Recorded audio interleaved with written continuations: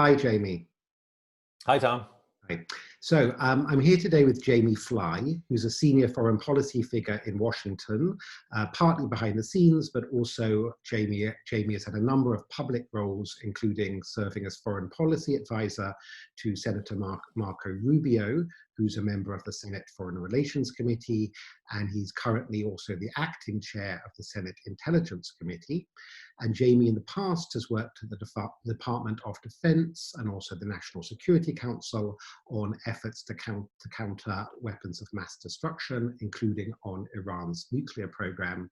And more recently, Jamie was head of Radio Free Europe, Radio Liberty, which broadcasts in 27 languages to about 23 countries across Eastern Europe and Central Asia, including Russia, and the aim of which, of course, is to try and instill democratic values in those countries. So Jamie and I have known each other for a long time. We've met many times in Washington, Europe, the Middle East. But today, because we're just a few hours after a historic moment, we're going to talk about Joe Biden, Donald Trump, and the future of American foreign policy. So just a few hours ago, most of the world recognized Joe Biden as having won the American election last week and become president-elect after 4 years of a controversial Trump presidency.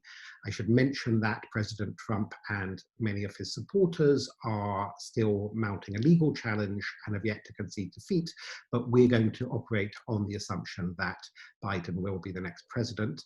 We're going to speak a little bit about Trump's foreign policy record, and then we're going to speak about what a Biden administration, where it might take America from here. And we're also going to talk a little bit about the future of the Republican and indeed the Democratic parties, and on foreign policy issues like Iran, Israel, and other things. So, Jamie, what do you think of the result straight off? Well, I think that the big surprise for Republicans was how well Donald Trump did. I think even many Republicans in Congress expected that Joe Biden would win. But I think most, just like the media, the pollsters, many people got it wrong and thought that this would be a landslide, perhaps, for Joe Biden. So I think the fact that the election was so close was a surprise. And the success of Donald Trump with certain demographics, minorities, Hispanics, Black men. There's different numbers out there about the Jewish vote, maybe, and Donald Trump increasing Republican share of the Jewish vote. And those were all surprises, and I think are going to cause a lot of soul searching and discussion in the coming years, even if there is a Biden presidency, as Republicans start to look at the future and about what their electoral prospects are in 2024 and beyond. Yes, in fact, one of my little annoyances is that the media correctly point out that Donald Trump is often, let's say, not as truthful as he should be, and whereas all politicians lie, Trump lies more, let's say. But at the same time, that very media often lie themselves, or are, they omit certain important things. So in fact, speaking internationally, you would get the impression among Europeans that, everybody who supports Trump are white supremacists and so on. And there's very little reporting, or they try to ignore the fact that Trump polled very well in the election among almost all minorities, especially African Americans, Latinos. He doubled the gay vote. He got a significant increased share of the Native American vote in some districts. In fact, according to latest analysis, he scored highest among minorities since any Republican since 1960.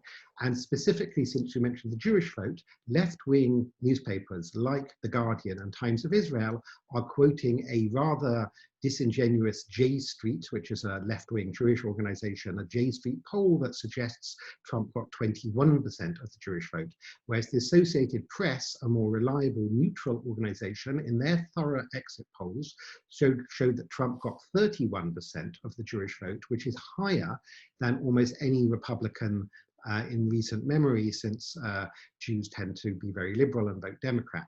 So I know this isn't a point about defending Trump or so on, but I think it does show us that this constant attempt to pigeonhole everybody with identity politics by the media, as much as the Democratic Party, is just incorrect.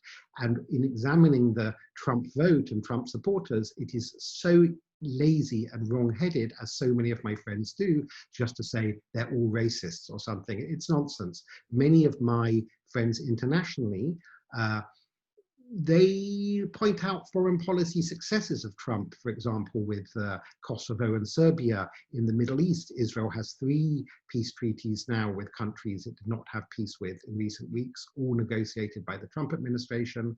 They are happy that Trump has pushed back against China more than others. So what is your actual view, leaving aside his problematic personality, what is your view of the 4 years foreign policy achievements or otherwise of the Trump presidency? And then we'll move on to Biden after that.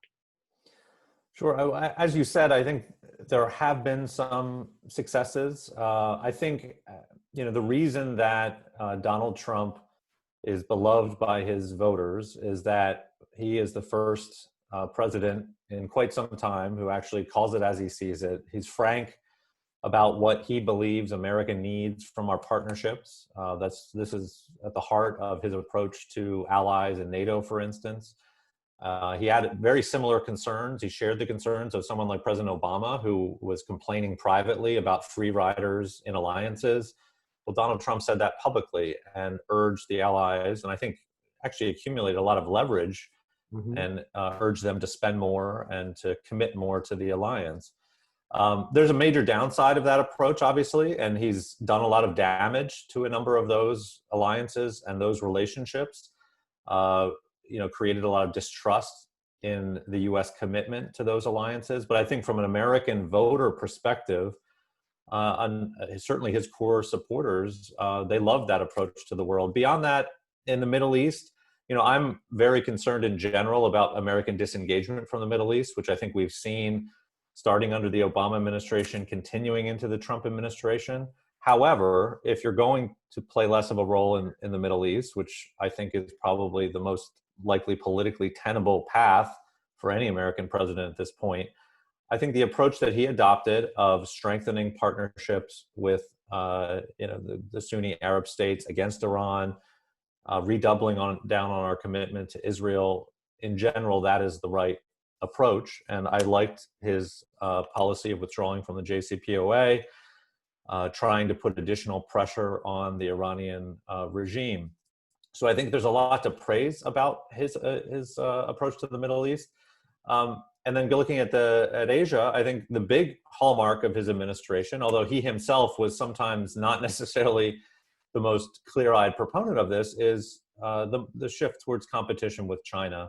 That shift, I think, was coming even before Donald Trump. There were shifts in the political elites in Washington in the foreign policy space. And he himself was somewhat erratic on this issue. At times, obviously, he talked prior to the pandemic about engaging Beijing, working with Xi Jinping.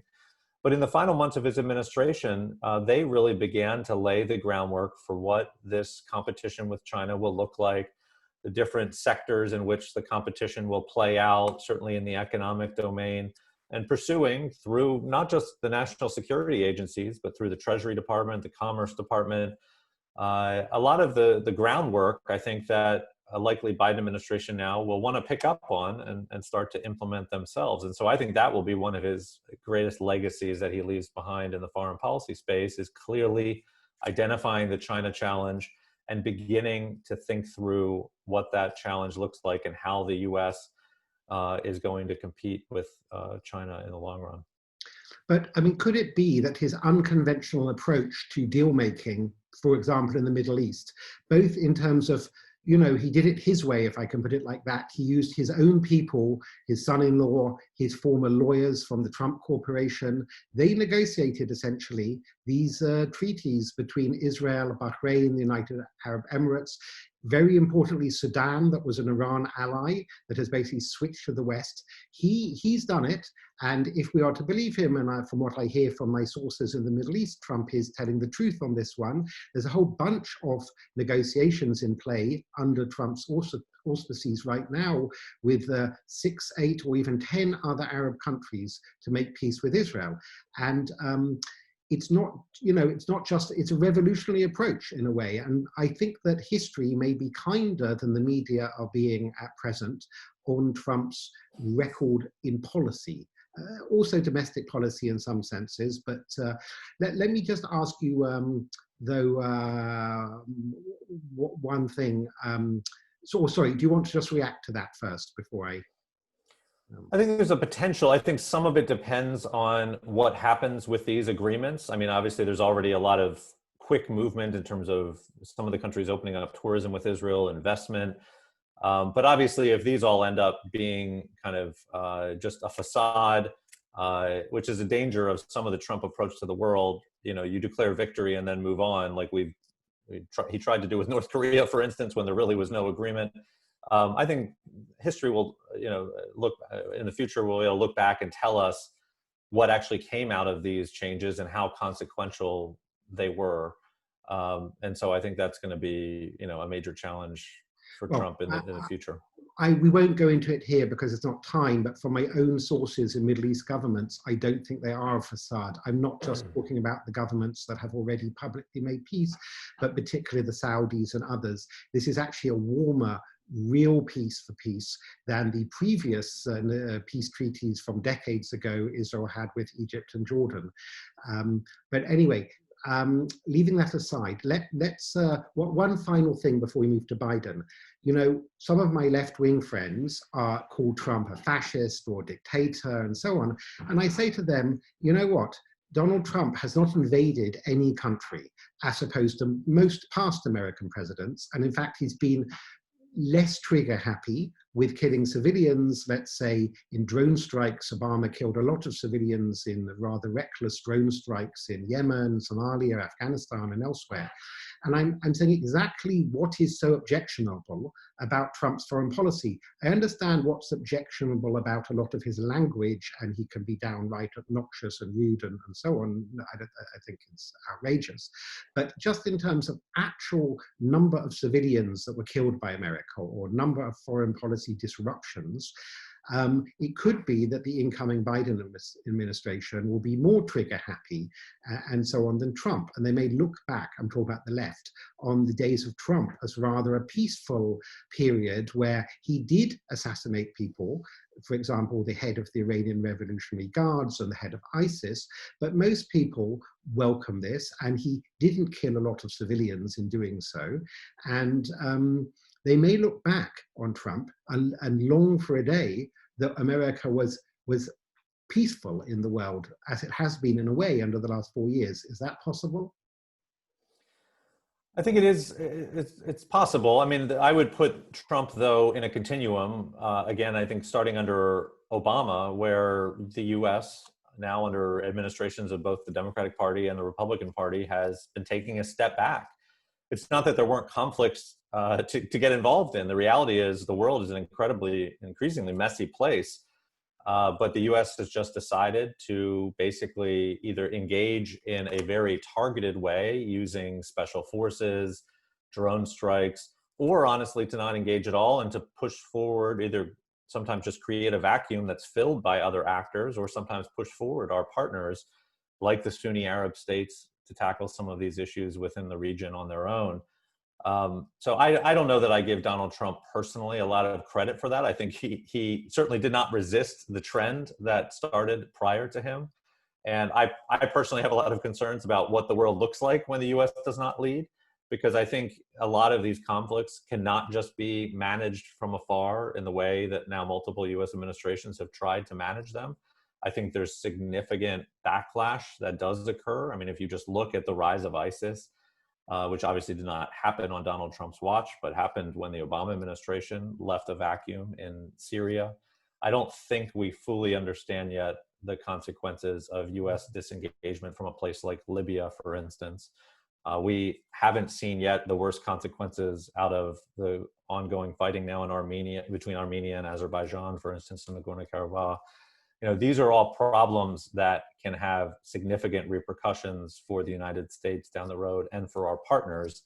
But Donald Trump surely just, I think, was not interested in asserting American engagement in those sorts of conflicts, and like the Obama administration pursued, alternate strategies to try to mediate them. So moving to Joe Biden now, obviously this is speculative, but who do you think might be his senior foreign policy players? Would it be sort of moderates, or does he have to appoint some people from the more left wing of the Democratic Party? And how do you think, or maybe he'll bring in some Republicans? I mean, we've spoken already in the past about people like Tony Blinken that could play a senior role, or even be a Secretary of State or so on. I think Blinken. How do you envisage Biden foreign policy? I think Joe Biden is interesting because he's even more in the kind of traditional bipartisan foreign policy mode than Barack Obama was. Obviously, Joe Biden was Barack Obama's vice president. But Joe Biden, given his long tenure in the Senate, has a history of reaching across the aisle, of working with Republicans to tackle international challenges. And I think his instincts, especially given the moment the country is in and how divided it is and how close this election was, his instincts are likely to want to double down on that, to want to pursue a rather mainstream foreign policy. For me, the question looking in from the outside as a Republican looking at the Democratic Party is, will the party let him do that? Certainly there are key figures that have worked with Biden for some cases for decades, like Tony Blinken, who I think would be fully supportive of that sort of bipartisan almost foreign policy. The question, though, is does the base of the party, which is where I think the energy seems to be within the party, are they comfortable with that sort of approach to the world? Now, some of these fights between the base and the centrists may not play out on foreign policy, because if you look at all the polling prior to the election, foreign policy was not a significant factor for most voters as they went to the polls. They were driven by economic concerns primarily, or health concerns on the left because of the pandemic. And so some of the fights between the progressives and the centrists may actually play out on national security related positions, like Secretary of Labor or Secretary of the Treasury, rather than when it comes to Secretary of State. But the Biden team's going to have to grapple with this fact that there's a lot of energy amongst progressives, and the progressives may want to see certain individuals put in key positions. And there are topics like U.S. relations with Israel, U.S. approach to the Middle East peace process, where there might be more progressive interest than many others. You don't see a large progressive policy agenda related to NATO, for instance, but you do see one when it comes to the Middle East. And so the Biden team is going to have to mediate all of that as it determines who they want to put forward for key positions. I mean, looking at the big figures on the progressive wing, like Elizabeth Warren and Bernie Sanders, as we've discussed before, because the Senate is very evenly balanced, it's unlikely Biden will give them a position, because they'd have to resign their positions as senators, and it's far from clear that the Democratic Party would then win the runoff races in their senatorial seats. So in a way that helps the centrist or more moderate wing not give people like Sanders and Warren positions or cabinet positions. And if he has to give anyone from the more progressive wing a senior position, who might it be? Someone like Susan Rice, for example, or who might it be? Susan Rice has been floated as a potential Secretary of State. She is criticized by many Republicans going back to her time as National Security Advisor. And so I think if Republicans do control the Senate in the new Congress, that putting forward a nominee like her would not be a good way for the Biden team to kind of start off. And so it's difficult, though, because I see, again, looking from the outside, a generational divide within the Democratic Party right now when it comes to foreign policy leadership. Most of the older generations of Democratic foreign policy hands, I think, are more like Joe Biden, or quite centrist, even those who served in the Obama administration. And it's really a younger group of activists on the progressive wing of the Democratic Party who might represent foreign policy views that are kind of outside the bipartisan mainstream. But most of them don't have the level of government experience at this point that you would need really in any administration for senior jobs. So it's difficult to point to beyond a couple of the senators, beyond someone like Senator Chris Murphy, who I think is a favorite from what I've seen of progressives when it comes to foreign policy. You know, you might see members of Congress who could represent some of those views, but most of the rank and file foreign policy hands on the left are more in the centrist mold, in my opinion. And so I don't think you have as many kind of household names that might move into senior positions just because they haven't had even the mid-level positions in early administrations. So okay, if I look back on the 8 years of the Obama presidency, a number of the foreign policy issues which his administration touted as successes, for example, the Libya war, the change in government in Burma, Cuba, and most importantly, the Iran nuclear deal, all of those things have turned out disastrously as far as I can see, particularly with the situation in Burma with 800,000 Rohingya Muslims then ethnically cleansed, and also in Libya with all kinds of ongoing fighting and refugee flows and so on.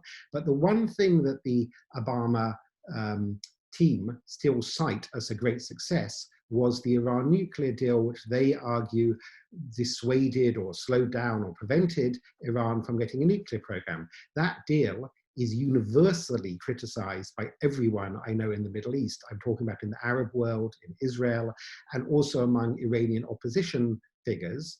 And of course, Trump called it the worst deal ever or some such language. Do we think that Biden will go back to the Iran nuclear deal, or will he do as Trump and also Prime Minister Netanyahu of Israel have wanted, which is renegotiate it on better terms? Because some of their criticism of the deal wasn't having a deal, it was on the terms of the deal which were not nearly strong enough to prevent Iran getting nuclear weapons. You've worked on this issue in the past as for the Ministry of Defense. What's your view? Do you think Tony Blinken, if he plays a key foreign policy role, is likely to want to re-engage the Iran nuclear deal as it was before? I think there's going to be a strong push to do that. I mean, and the Biden team has been very clear in all of its public messaging that they want to get back into some sort of agreement with Iran. The Europeans, I'm sitting in Berlin right now. If you talk to German government officials, that's going to be high on their list of asks for an incoming Biden administration. It will be interesting to see, though, where some of the European partners like the French end up, since I think the French were always maybe the most reluctant of the Europeans when it came to the original JCPOA and felt that it should have been expanded to cover issues like Iran's missile program, terrorism. So there'll be some of those debates probably between the US and the Europeans about what sort of deal is in our interest at this point. The question, though, I think is things have changed. Obviously, things have changed in Iran. Things have changed in the Middle East. If a Biden administration is dealing with a Republican-controlled Senate, they're going to have the same problem that Barack Obama did, which is that almost any deal they likely can get the Iranians to agree to, it's never going to pass muster with both houses of the U.S. Congress. The Iranians should probably look at that and say, do we really want to get into a new arrangement that could just disappear again in 4 years if there's a Republican administration again after a Biden administration? So I'm not sure it's going to be easy to just pick up the phone or meet secretly somewhere with the Iranians and have everything fall into place again.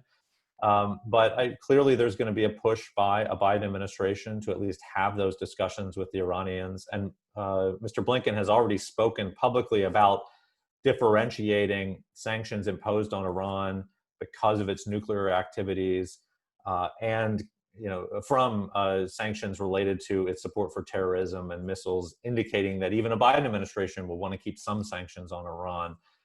Which I think would certainly be a prerequisite for obtaining any Republican support for anything related to Iran. So I think it's too early to tell, and some of it will depend on who is engaged in that diplomacy.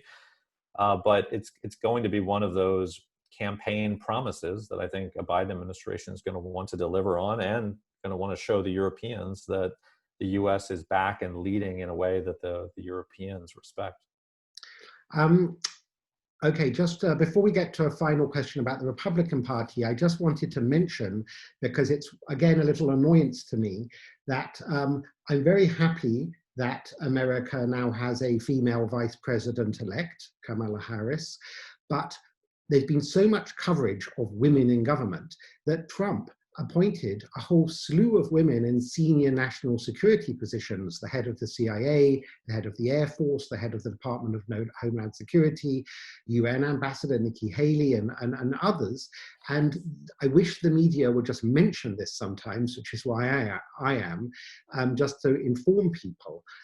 So the Republican Party has interesting and senior people in it, but is Donald Trump, do you think, going to play this continuing outsized role which will prevent the Republican Party, which has good people in it, you know, people who are less bombastic and a little bit crazy, if I can call Trump that, coming through? You worked with Senator Rubio, and of course there are a number of other young Republicans.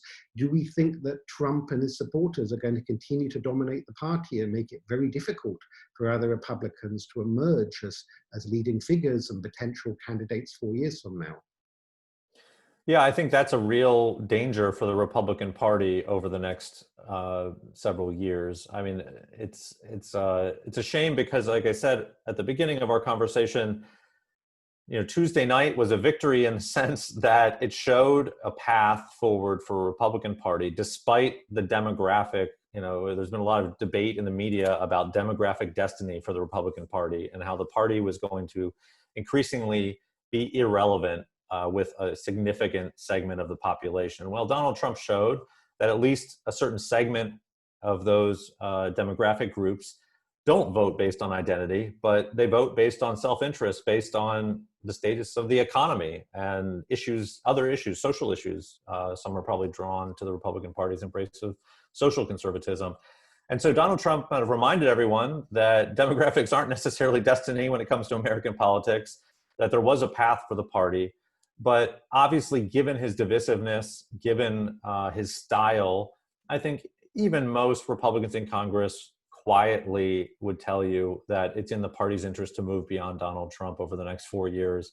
However, given how close the election was, Donald Trump's case for remaining active is stronger than it was before. And given his personality, given the fact that the media, despite they have a love-hate relationship with Donald Trump, but he's good for ratings, they'll likely cover whatever he says, every utterance, every tweet over the next 4 years.